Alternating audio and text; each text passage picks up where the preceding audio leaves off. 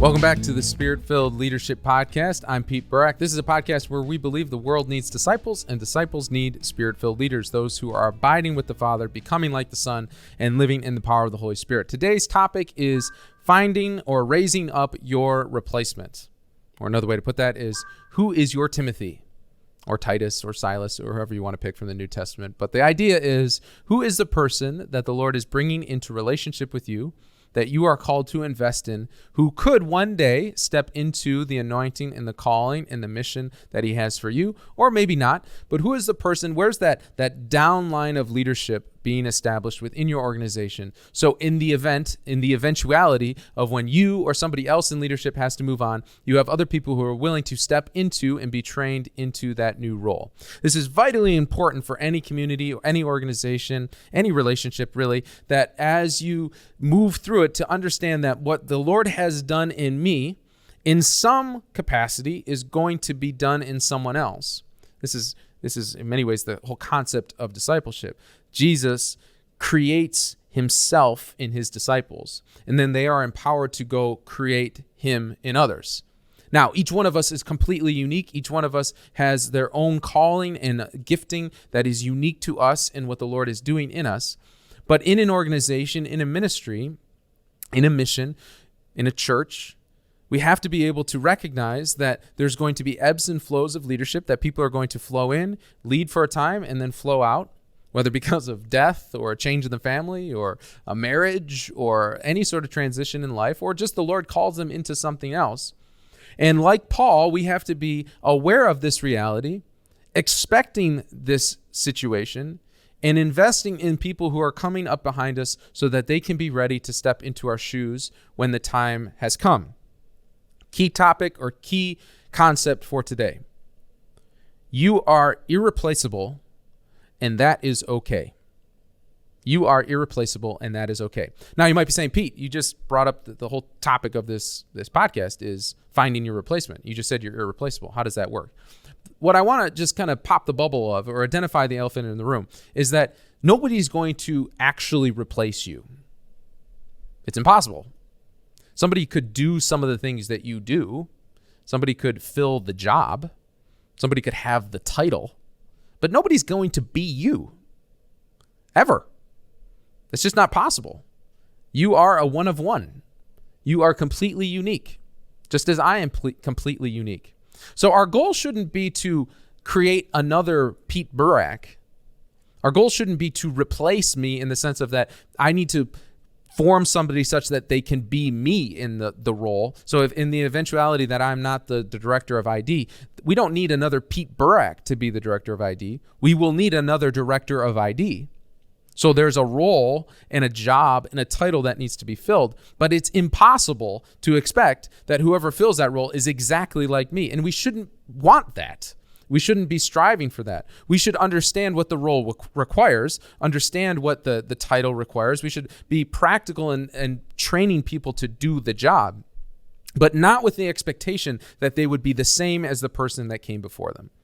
And too often when we have this conversation of like raising up our Timothy or, finding your replacement, there's this pressure that we actually put on ourselves that we have to go out and find ourselves and raise up that person. Don't worry about that. You are irreplaceable, and that's okay.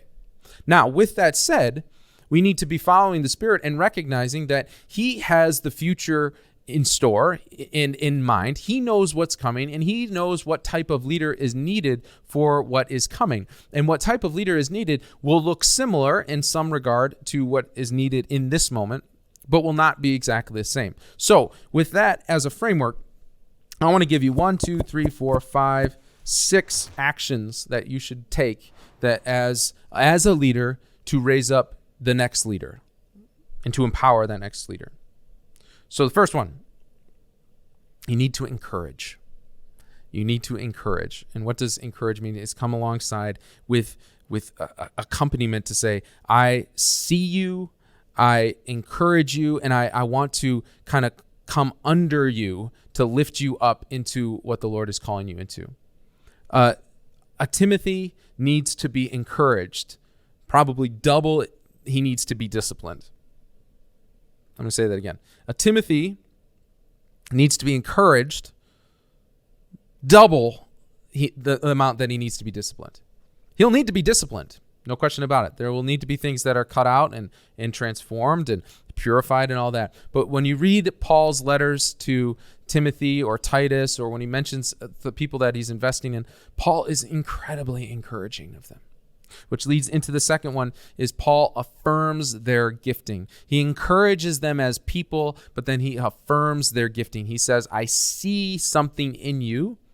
And he says to Timothy, fan into flame the gift of the Spirit that you received through the laying on of my hands. He's like, I'm going to affirm that you have been called. I'm going to encourage you as a person, but I'm going to affirm the calling and the gifting that the Lord has put on your life. The next thing we need to be able to do is we need to celebrate their success.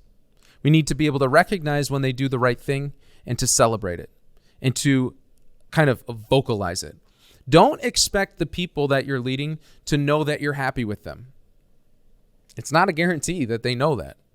Unless you express it, they may not realize that you're happy with their performance. They may not realize that you even notice that they're doing the right thing.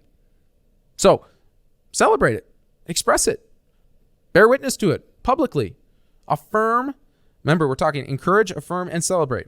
Now, another thing you can do to help Timothy step into their role, to the person behind you, is to mitigate their failure. And what do I mean by this? We can't eliminate failure. In fact, some of the best ways that a leader is going to learn the new role of leadership that they're being called to is through failure. There's nothing like failure to teach us lessons about what's needed moving forward. You actually don't know how to win unless you fail. You don't know what you're good at unless you fail. So I'm not suggesting as a leader that you're trying to eliminate failure. What you're trying to do is mitigate failure. You're trying to constrain failure. What that means is I'm going to allow somebody to fail to a point, but not so much that it destroys their confidence, destroys their ability to move forward, destroys the confidence of the people that they're trying to lead in. I remember early on in my time at Renewal Ministries, Peter Herbeck was really good at this. He would allow minor failures, whether it was the setting up of an event or how I was emceeing or the way I would write an email or forgetting certain things. But he would never let it get beyond kind of those teaching moments. It was never complete failure. Never abject failure. It was these little moments of like, oh, let's learn from this. And because through failure, there's going to be these moments of discipline, these moments of purification that as a leader and you're raising somebody else, you can identify and help them walk through. So again, we're not trying to eliminate failure. We're trying to mitigate failure. And one of the ways you mitigate it is you anticipate it. If you've been in your role for any length of time, if you've been in leadership for any length of time, there's some pretty common areas that failure is likely, especially when somebody's new to it. So to look back and say, what were the things that I failed in that I needed to learn from, that I know I want whoever I'm raising up to also fail in if they do. You're not like forcing them into failure, but you're anticipating it. You're not surprised when they fail. So you're also ready to teach. So to be able to look back and say, in my leadership, these are the things that I knew caused me to fail, and I'm going to be looking for that in this new person. And if she leads in this way and she fails in this way, I'm going to quickly jump in to teach, to mitigate, and to help them be positioned for the next phase. So we need to encourage, affirm, celebrate, mitigate. And then we need to establish a game plan and boundaries. When you're trying to raise somebody else up into the role, there can be this tension that can rise up of like, as they get more and more comfortable in what the Lord is calling them to and what you're calling them to, there's going to arise at some point a tension of like, well, when is it my time?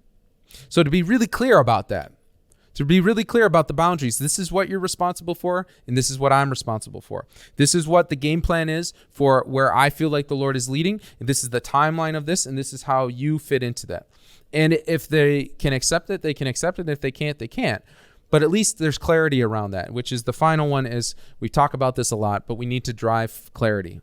We need to establish what the game plan is, the boundaries are. We need to establish the relationship. We need to establish kind of the culture that we're trying to build. And then we need to be really clear about it. Be really, really, really clear about it.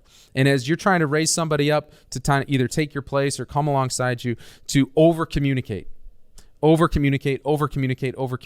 to have them come to you and say, I hear you and I understand you. And then you can still say, okay, so then tell me what you mean.